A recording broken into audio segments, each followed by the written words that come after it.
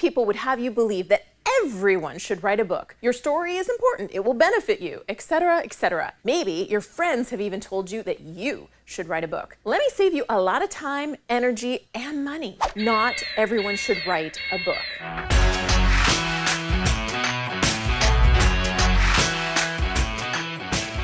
Hey, I'm Julie Rodd of booklaunchers.com, a fantastic company that helps you self-publish a nonfiction book that will help you launch. That will help you launch your business, brand, and book. I'm not gonna say you'll be famous after you work with us, but it's totally possible. Okay, before I tell you the 3 people who shouldn't write a nonfiction book, I wanna give a huge shout out to a few folks who've been commenting on a lot of my YouTube videos. You make my day when you stop by my YouTube channel and say hello. Thanks so much, Mandy Lynn, Fern L, and Rebecca Amadeo. You guys have been awesome, awesome people in my YouTube community. Thank you so much. So now for those 3 people who should not write a book. And just remember, we're talking non-fiction books here. I'm not telling you whether you should write your fiction book or not. Number one. Person number 1, your goal is simply to help people. You probably fall into the camp of the person that other people have been saying, you should write a book. You maybe have gone through some really rough stuff and you have a great story to tell. Just because you went through something traumatic or challenging or wonderful doesn't mean it's going to be a great book that people will buy, read, and then tell others about. I talk to way too many people who say they want to write a book because they want to help people, or their reader is someone who has gone through what I've gone through. I appreciate the desire to impact and help others. I think it's wonderful, but you're going to struggle to sell a book that has no clear goal and no clear reader. With no personal goal defined, it's impossible to know if you're successful. How do you know when you've helped people? Dig deeper and find a stronger why. Do you want to prevent one suicide? Do you want to speak to groups about your stories to help other moms of young children avoid their child from getting bullied like your child did? Or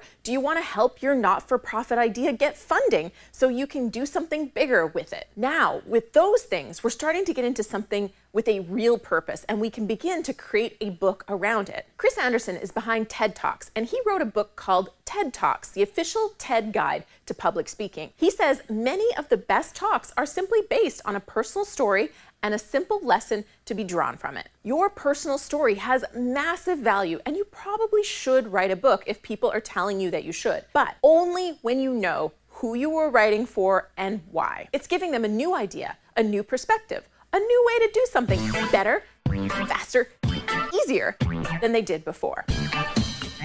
The second type of person who should not write a book is someone who has no money to put into the book. A nonfiction book with a goal of building your business, growing your brand, or getting you to stand out as an expert should represent your best work. To do that, you absolutely need professional editing and professional book designers. Period. Not your school teacher aunt or your spouse who's a good editor, a professional book editor. There are ways to save money on a book and still produce a very professional book. Service exchanges, crowdsourcing the content edit. Those are 2 ways. But for your book to be a great reflection of your business, product, or service, you do need to have professional help. And by the way, the right book can easily pay itself back for most nonfiction authors with 1 or 2 new clients, a paid speaking gig, some new course or workshop sales, or an increase in your service fees, which will be much easier to do because you'll be the expert in your niche. Check out this video to learn how to 10x your return on a book. But I get it, you may not be in a position to invest anything in your book right now,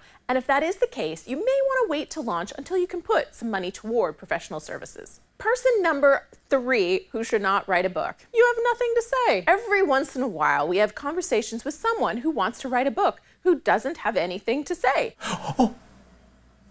Their book idea is too vanilla, just like everything else in the market, or they just don't have enough experience or perspective to find a good hook. If you really want to write a book, but you don't have anything new to say, I recommend you go out and interview people to get the content. Think Napoleon Hill's Think and Grow Rich, or Chicken Soup for the Soul. Tim Ferriss even did this with his new book, Tools of Titans. But if you don't want to do that and you don't have a different idea or a unique perspective to offer your readers, you won't have a good book. So save your time, money, and energy and don't write it right now. If you want to write a book and you're not one of these 3 people, let's chat. booklaunchers.com/application. Give me a few details and we'll hop on the phone if I think your idea has potential and we can help you 10x that investment. Like this video, smash that that like button, and most importantly, subscribe to the channel and turn on the notifications so we can hang out more often. And while you're here, let me ask you, do you think there are people who should not write a book? Don't name names, just share the types of people who shouldn't write a book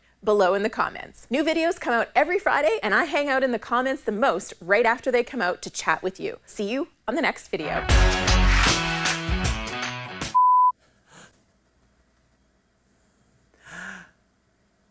Oh my goodness.